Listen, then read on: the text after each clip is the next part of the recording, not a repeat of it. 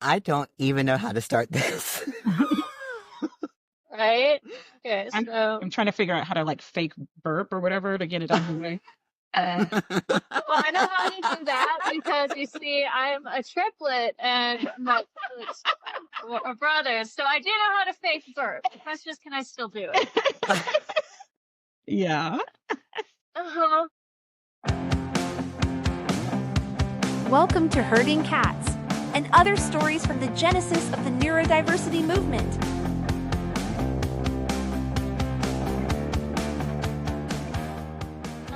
That's a story that we're not going to go there. They get a trigger warning of Kassiane's parents. Two boys, they are not identical. I got diagnosed early because I had a control group. Mm-hmm. I'm hilarious. Okay, but so for you to have reference, like Kassiane was diagnosed in the 80s. I was diagnosed on Pi Day in 1986. And that, like, and you know, for brown folks, that just does not happen. Yeah. It doesn't happen. Yeah. So, like... Brown AFAB folks. Yeah, for real.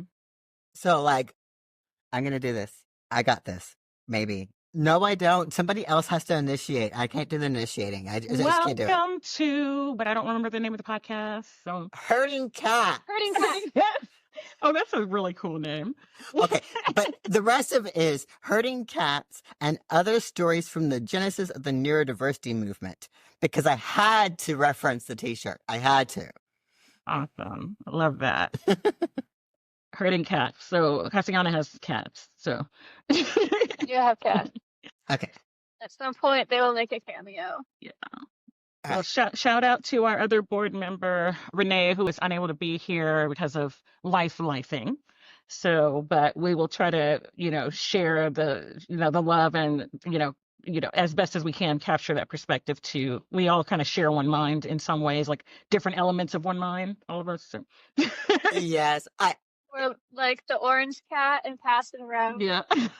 I don't know that reference. I was thinking about... Oh, there's a thing about how orange cats all share like one brain and they just pass it around, and that's why orange cats. I did not know that one, but I'm not really a cat. I'm not really a pet person, so I guess that makes sense. I was actually thinking about when we were on NJ Ace and we came out of it, and Jen was talking about how all of us are basically all just tagging onto each other, but in completely different styles. Yeah. But all still the same thing. So, yeah, that's where it took me. Mm-hmm. I guess I should say why we started this podcast in the first place, right? Yay. Yeah. So, producer here has been at me before that I needed to start a podcast, and I have thought about it for a really long time. And then when Steve Silberman died a few months ago, I'm pretty sure, Kassiane, you saw this post, but Morénike, you probably didn't, on my Facebook, where it was like saying, isn't it kind of weird how people are talking about Steve in the wake of his death? Because like the way everyone was talking about him was very, I don't know what word to use, but like it didn't seem like they were talking about a person. It sounded like they were talking about like a legend. Yeah, or something. I'm like, oh, I forgot that people didn't know Steve, didn't talk to Steve, didn't interact with Steve on a basis. And I had a comment about how he was in the old Yahoo groups and asking questions as he was researching the book. And Cecilia Breinbauer was saying that she didn't know that he had been involved in those groups at that time, and was saying how much we really needed to talk about that in some way. And I'm like, you know what? I think that this might be kind of a good podcast idea where we talk about things that used to happen when all of us were much younger. And talk about... More idealistic. Mm-hmm. Yes, and when we all knew each other. Mm-hmm. Because the community is gigantic. Yeah. Like, I will run into people and they've never heard of any of us. Yeah. And I'm like, how do you not know any of that? Yeah, they never heard of us. They never heard of Mel Bags. They've never heard How of. can you have not heard of Mel? Yeah, some of them have never heard of some of the organizations like Like, that have been around forever. You know. I can talk to people now, and nobody knows that Autry existed. Yeah. Which is like, Sorry, that was a terrible sound, but necessary. it was necessary. I don't disagree with. But like the fact that nobody even knows it existed is like, that's like the beginning of us.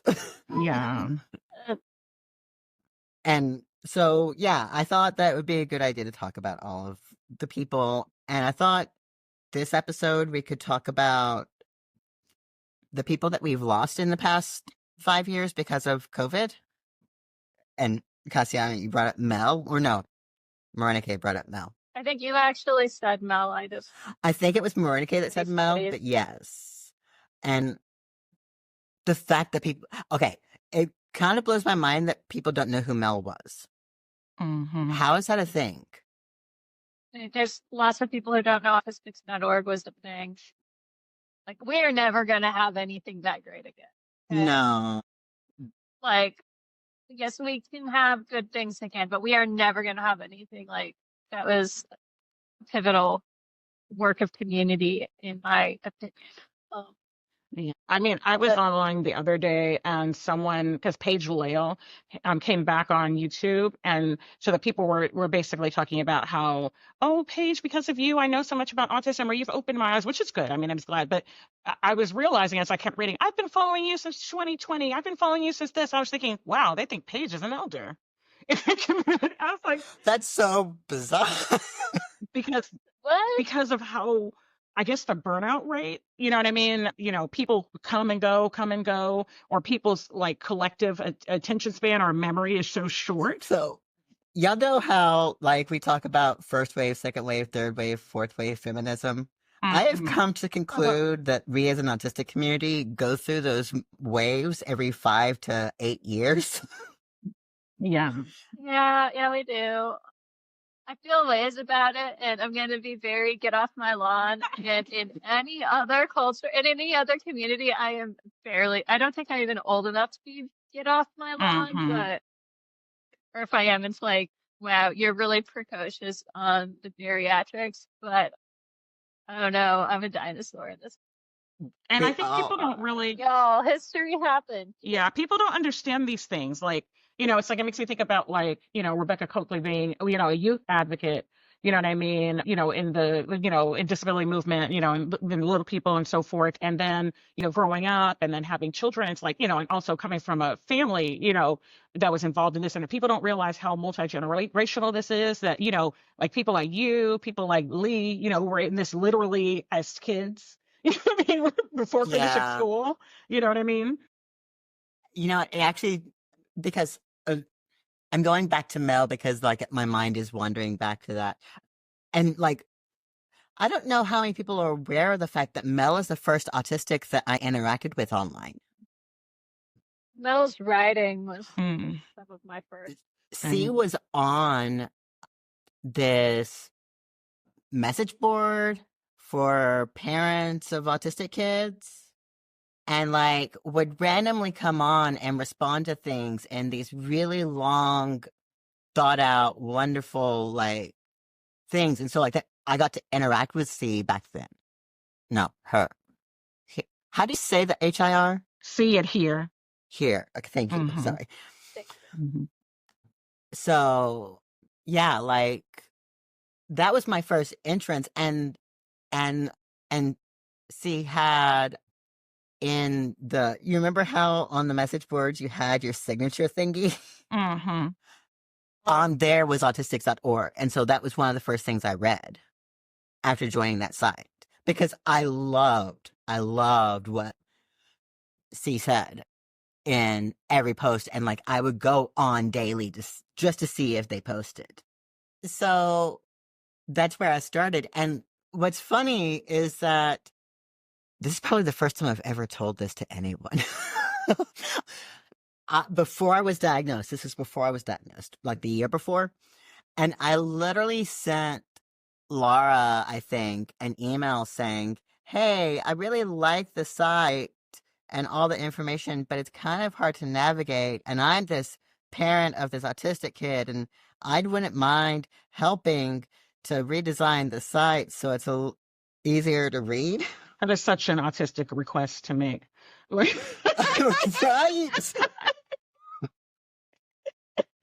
Goodness gracious. I got no response, obviously. But oh yeah. I love you, and you probably got talked about. Like, can you believe this? No. Oh, I'm sure I did. And like years later, when you were diagnosed, it was probably, oh, that looks a lot different now. Yeah, yeah. It was like I couldn't navigate it. It was just so hard. It was, but like I kept on trying because like all the information was just amazing. It was far more amazing. Was it when like all the essays were just down the side? Yes, it was.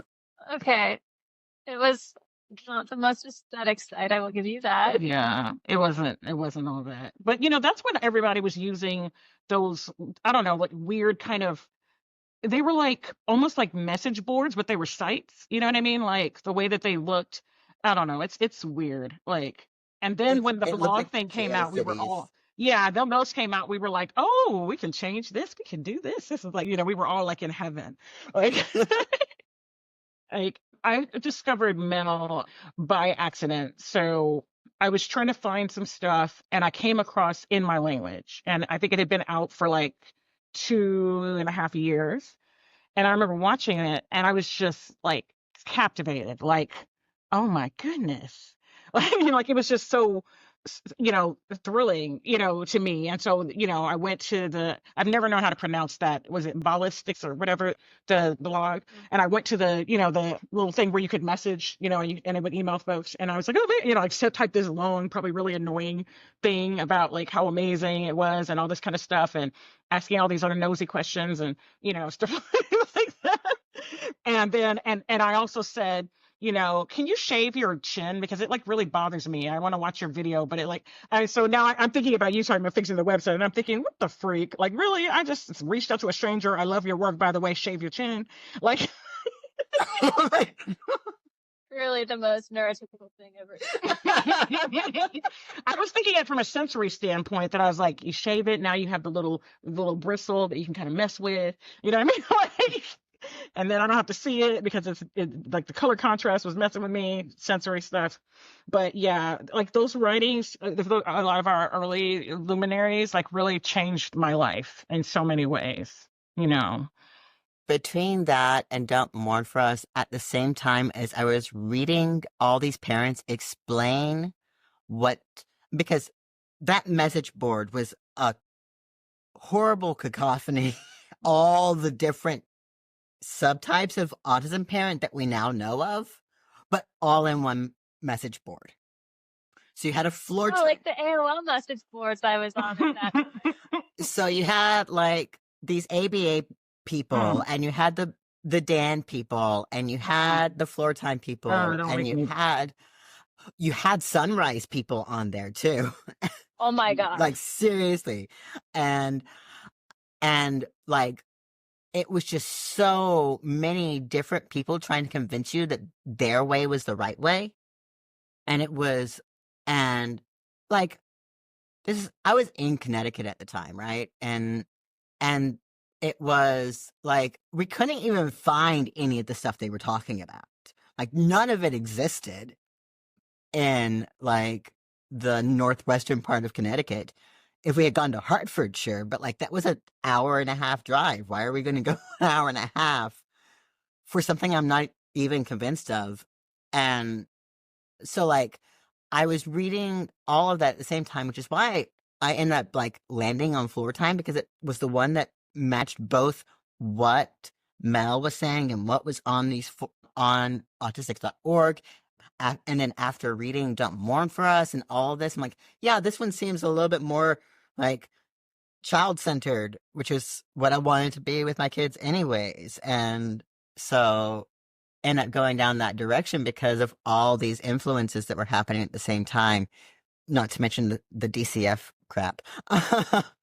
Don't Mourn for Us was like after being given Welcome to Beirut and stuff like that, and like the 100-Day Kit to read Don't Mourn for Us, like literally, like it like made me so emotional. Like I was just, I don't know, like I feel like I was like drowning because I was surrounded by the words of all of these parents. Like my first, time going to a quote unquote autism support group, people were talking about how the diagnosis was like when the, terrorists planes hit the Twin Towers, and people are weeping, and, all this kind of stuff, like talking about how much they wish they had a normal child or how much they hate their lives. And I'm just sitting here devastated. And so like I went running for the hills trying to find people who could get me, and so I was so fortunate, y'all were out there kind of sharing your stories, kind of like literally putting your bodies on the line for the community, and and for the rest of us. And it was just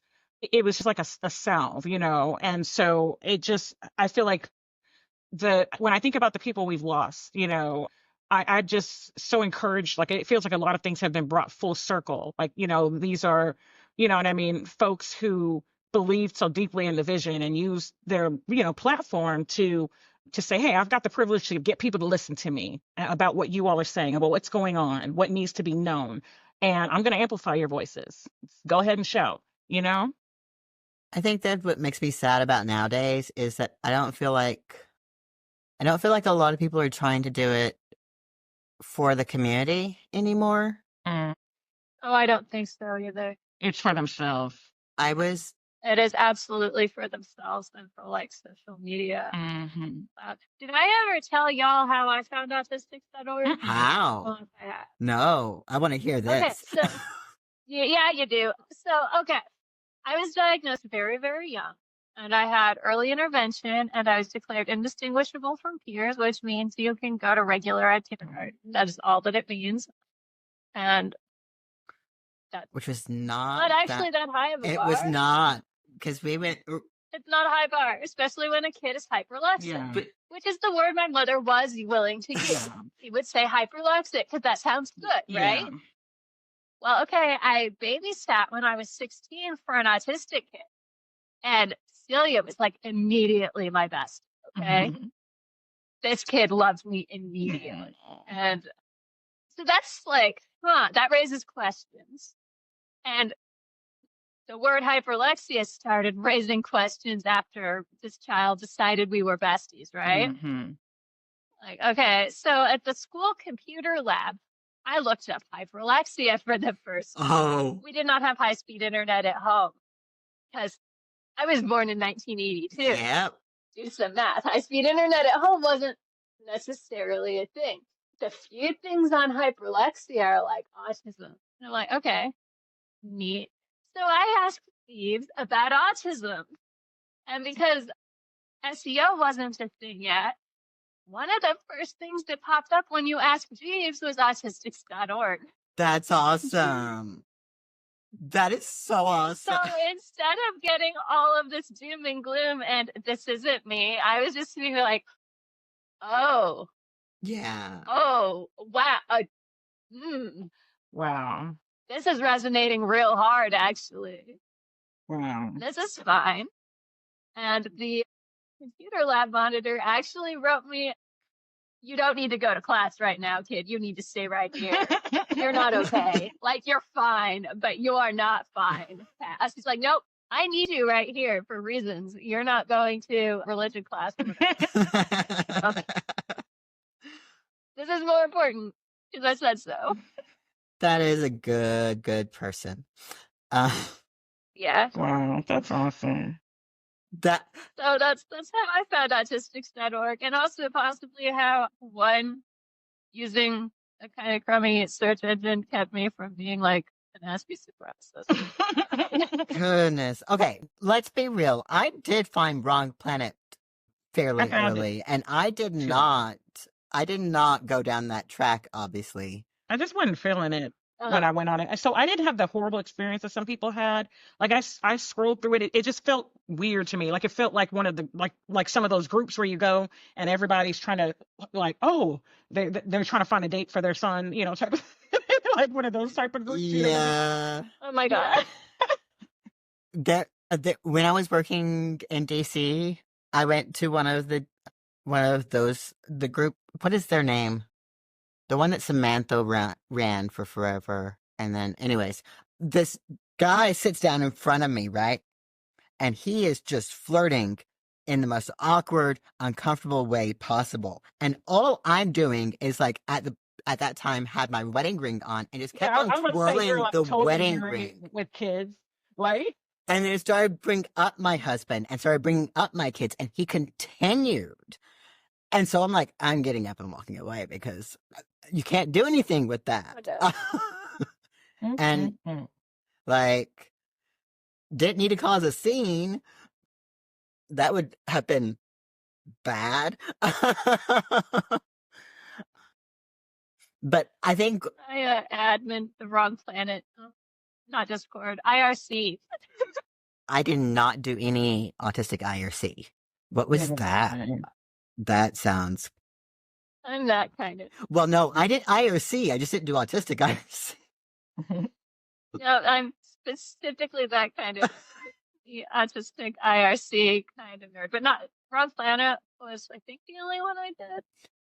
I think what I didn't like about Wrong Planet is the things that I would witness at conferences after when Alex was around, and the people that like swarmed him, and the things that they would say, and they would just say it out loud.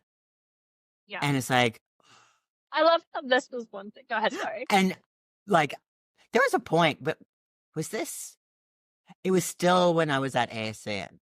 It was the last conference I went to, and like this one Aussie supremacist, and I don't even know his name, like, but we would because Alex and me and somebody else that was part of that group of people back then were walking to a restaurant, and this dude started saying how it would be okay if a low-functioning autistic, quote-unquote, wanted to have a cure. Oh, not that conversation. And I blew my lid on the sidewalk. And like, no, we are not doing this right now. We are not having this discussion. You're not going to say that about people. And like, because you can't let them do that. Yeah. And I think that's one of the things that a lot of people nowadays just don't even bother snapping back. And I'm like, no, they need to be snapped back at. They think that they're okay because they don't get snapped back at. And I mean, concept of low functioning is I reject the entire process. Yes. Sorry. But like, I love how we're going to talk about this one thing. It's like, no, we're not. We're talking about autistic history right now. Maybe next time we'll talk about that other thing. It's also important. That's fine. The whole thing is going to be autistic history. So like, yeah. It's the whole point. We're going to, hyperfixations are going to go. They are. And somebody's going to say something. And just will go where they go. And someone's going to say something, and we're all going to have like a different mind trigger moment thing. Not trigger as in bad, but like, it's just going to hit something, and we're like, yeah, it's going to go that direction, right? Yep. Okay, so we're going to go where we go. So speaking of going, I have a place I want to go. I want to talk about Tone It Down Taupe. Okay, yes. Let's give Renae some love. Yeah, so I remember the first time I went on the site, and I'm looking at, because like taupe, right? It's like a color you don't think about. It's like the one in the crayon box that you never use, right? You know what I mean? And so I'm on there, and it was like, Kassiane, I think it was you and Renae were like talking about taupe and how like neutral and laid back it is, and how like instead of people freaking out and, you know, lighting it up blue, why don't you calm down and tone it down? And like even the tone of voice was like all soothy and like sleepy and like and like the font was like lazy, like, you know what I mean? Like it was just everything was like calm the frick down already, like, you know. And it was like it was just it was so funny to me because it's like people were doing, like the gold and the red and the silver, like, which I get, all of those have purposes, but like it was just such a cool twist on this urgency, hit now, you got to do this, you got to make it, loud and like, wild and panicky, and it was just it was such a wonderful counter movement to me, It was. The only thing the thing I think about with it is that my kiddo is the only one that ended up not being autistic that we used as our sample of things to joke about when raising an autistic child. So actually, my favorite thing with Tone It Down Taupe is for a long time, we were legitimately, and we might still be able to, we were legitimately able to say that like a couple of disabled people on social, like actual legitimate disability did more for autistic adults than Speaks did. Yeah. I mean, you all were giving people We gave away you guys were tablets. tablets, computers, like resources and support, and it wasn't about getting attention and overwhelming marches and walks, it was just about real community, grassroots, connection. You know what's We gave somebody an iPad. Mm-hmm. I have That's actual we did materials for y'all. Yeah. It was great. I can't find anything like that again. Actually, I do want to give a bit of a shout out to, who was it? We got donations. Speak for Yourself AAC program. Oh, I love them. I actually. Yeah, no, it was really cool. I love Speak. I actually have a ton of their wiping cloths that they gave me when we went to ASHA in 2019. And yeah, they're lovely, lovely people. And although I should mention the fact that we are being sponsored by AbleNet, who is a competitor. Oh, I mean, it's okay. I'm sure they are also lovely people. Yes, they are also lovely people. So they are delightful. Their money's lovely. Money spends so lovely. Yeah, thank you for your money. I want to read this on the Tone It Down page, right? Tone It Down page. So just because I'm, thinking some people who will not be aware. So what is the meaning of Tone It Down Taupe in autism awareness? The phrase Tone It Down Taupe has become a powerful symbol within the autism community since the early 2010s, highlighting the ongoing dialogue on how autism is understood and represented. The phrase originated as a critique of the typical portrayal of lighted up blue. Tone it down, tone down the fear rhetoric, tone down the alarmism. It is not necessary to light anything blue to show support and love for an autistic individual. That can be accomplished by, actually supporting autistic people. And then, so it's just so funny, some of the, people, talking about the fear mongering and the satire, you know what I mean? And rejecting these, so I think about some of the memes that were out there, Aulistics, where every conversation feels like looking at these fonts and overwhelming. I'm realizing we might need to explain what Tone It Down Taupe is for our audience, because I don't know who's going to hear this. Oh. Yeah, I can explain. So Tone It Down Taupe is satire movement. It's in response to Light It Up Blue, which is an autism awareness thing where you put blue on your house to show that you are aware of and afraid of autism. And I'm not wrong. Awareness month. It's for That's why I'm laughing, because awareness month. Tone is the awareness month. That is correct. Tone It Down Taupe is just, you take a breath, calm down, look at the soothing neutrals. Mm-hmm. And it is our awareness month for people who are suffering from a lack of autism. The ribbons have eyeballs on them, like googly eyes, because autistic people need you to make eye contact. Very important. But that's also a joke because we're funny. And it really is just a counter to that. And it's satire, and it's a way to, gently turn it around to let people laugh, because sometimes you respond to things that are, unfunny. And let's be real, awareness that's hateful is unfunny at its very core. You turn those things around and you make a joke. And if we're laughing together, then we're not as angry. Yes, exactly. Saying, Pro tip, you can help your autistic family member express themselves by flapping their hands for them. It's really fun. It is much funnier than, okay, calm down. Your kid hurt, flapping their hands is hurting 0 people. Chill out. It is much funnier to flap somebody's hands. Yeah. You know what I like about Taupe is how it's not like a one-off. Like, there's so many since the dawn of autisticness online. We've had satire. Yeah. The autistic party giraffe. I love the Autistic Party Giraffe, but Institute for the Study of the Oh, that's one of my favorite ones.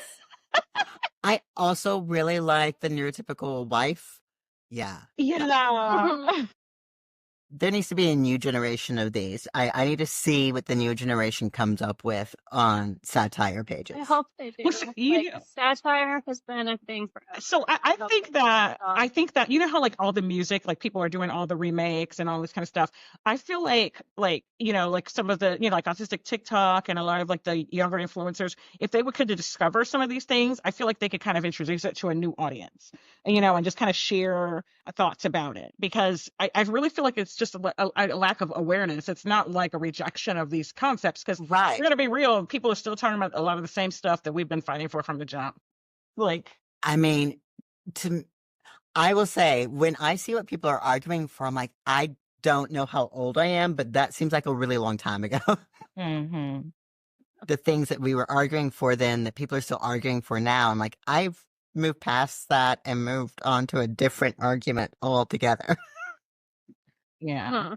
But like at the same time, I'm trying to be mindful of the fact that this is new, because I know when it was new for me, everything was like, I don't know. It's like you try to have an understanding of, people's circumstances and how when it's so fresh and new and it's just like it's your everything, I think what's different about it this time is just how big it exploded and how big the inaccurate definition of neurodivergent exploded. Yeah. Yeah, but we always had our cousins. We always had our autistic cousins, though. We did.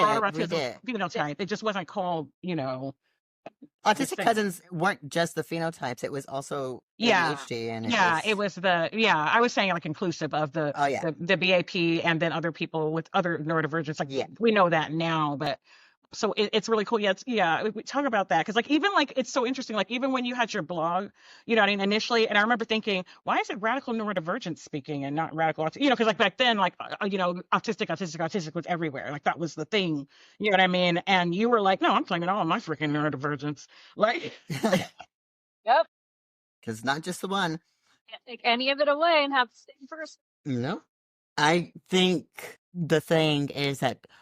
Specifically, the TikTok algorithm has been such a game changer for the neurodiversity movement, but in bad ways and good ways. And because all of these people created names for themselves, even like Paige, they created their names because they were trying to just like do the same thing we've always done, tell our stories. Thanks for listening to Herding Cats. If you like what you hear, please like and subscribe. It really helps us grow our community with your help.